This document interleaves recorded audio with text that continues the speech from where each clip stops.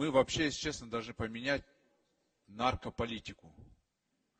Человек, слабое существо, он пил алкоголь, будет пить, употреблял наркотики, будет употреблять. Единственное, мы должны понимать, что здесь меньшее зло, что большее зло. Вот синтетические наркотики – это большое зло, очень большое зло. А почему мы, вот сейчас так происходит, почему у нас молодежь употребляет синтетику?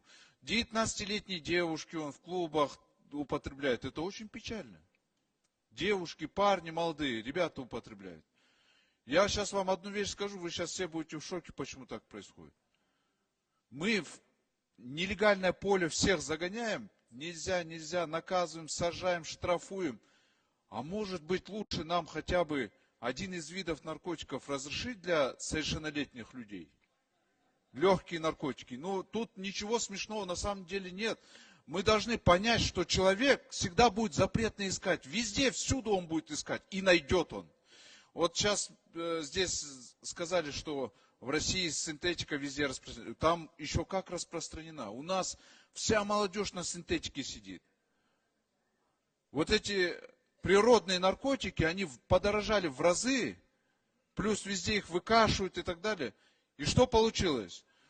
Легко достать, дешево достать синтетику получилось.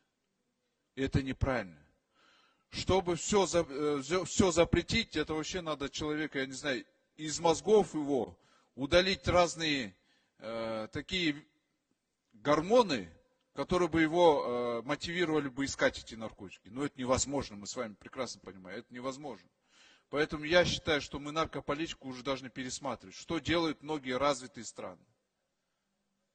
И это не смешно на самом деле. Я думаю, мы к этому придем только через посадки, через долго времени, через покалеченные судьбы, к сожалению. Но мы к этому придем.